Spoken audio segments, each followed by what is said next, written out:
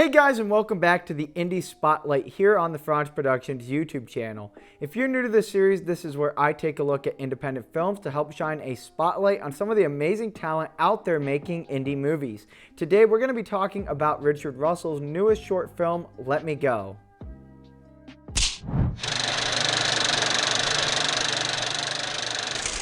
Let Me Go stars Devin Tyler as Gabby, a troubled young woman reeling from the loss of her father as well as escaping an abusive relationship. As she continues to grieve, two ghosts from her past re-enter her life as she struggles to move on with everything.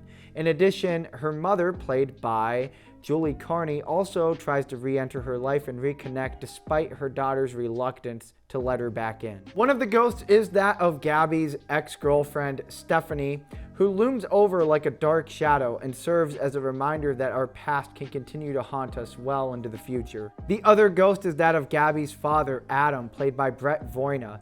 Unlike the ghost of Stephanie, who continues to torment and haunt her, Adam re-enters into her life in order to help her find peace and find acceptance through loss by taking her on a journey through past events. That's all that I'll say about the plot to avoid any spoilers. Instead, from here, I want to talk about some of the reasons why, as an independent filmmaker, you should watch Let Me Go. There's a lot that I can really praise Rich for this excellent short film. However, I'm going to start where any film starts, and that's the writing.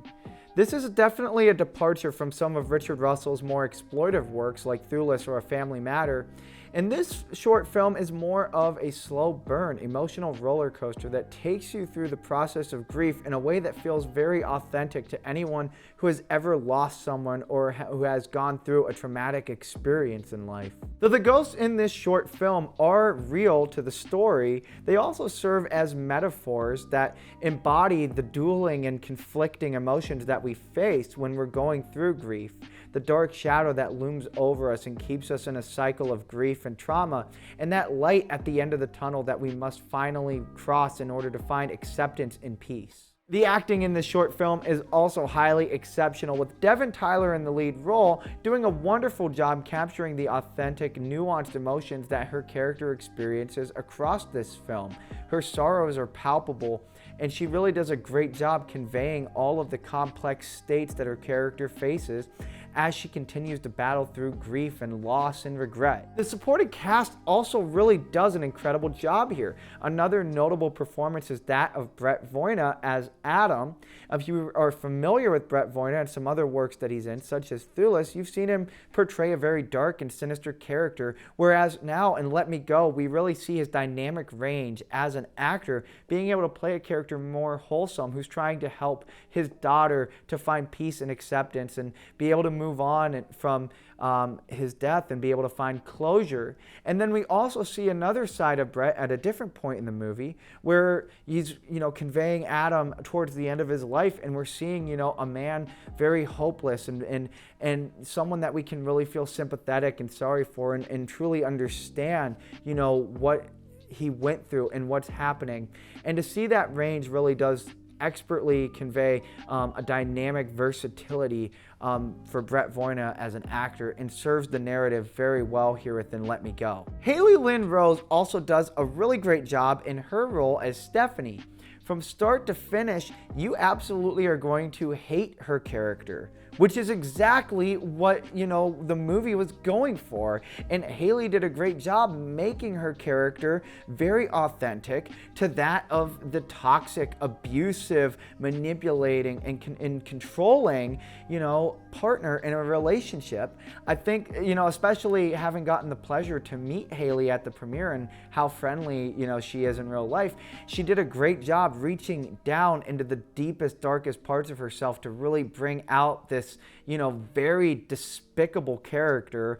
And I think she does another great job at serving the narrative and showing you that, dark side of what Gabby is going through and why she's really going through what she is, remembering, what happened with her ex. Julie Carney, who I've had the pleasure of getting to work with before on another project, does a great job in the role of Gabby's mother. Her performance feels very real and authentic. Everything down to her body language and facial expressions really does convey to the audience a woman who's hurt. All she wants to do is be able to reconnect with her daughter, be able to see her daughter smile again. And we see that hurt, and we see that love, and we see that regret.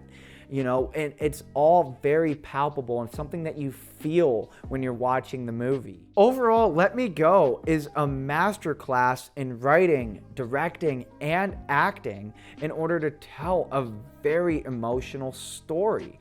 What I really think that Let Me Go does extremely well, and what Richard Russell did extremely well, both when writing this and when directing it and working with his cast, I think that he did a great job of laying his emotions out on the table for everyone to see.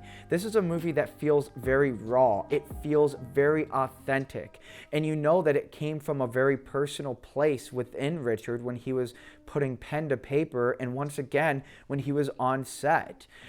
This is a great example of showing you to, as a writer, as a filmmaker, as a director, you are not doing your job unless you are putting yourself out there, and you're putting yourself out there on the screen for everyone to see. And I think that that is what Richard Russell did exceptionally well with Let Me Go, that really helps this film stand out amid many other dramas that might not feel as authentic. This comes from a very true place, a true and authentic place within his heart that reaches all of our hearts when watching it. And the common theme amongst everything that I've talked about with Let Me Go is this is a movie that transcends the screen. It's a movie that really makes you feel. It's a movie that has a very powerful theme to it, a very powerful and important message, something to get across to the audience. And it does so without feeling preachy, without feeling forced. And for that reason, I think it's an important watch as an independent filmmaker, especially given the very small cast, the limited locations. We're pretty much just in one house for the whole movie. It really does go to show you that you can take even the most scaled back, resources, but if you lay your heart on the line, you can really tell a story that has a powerful message and that really does truly make your audience feel something.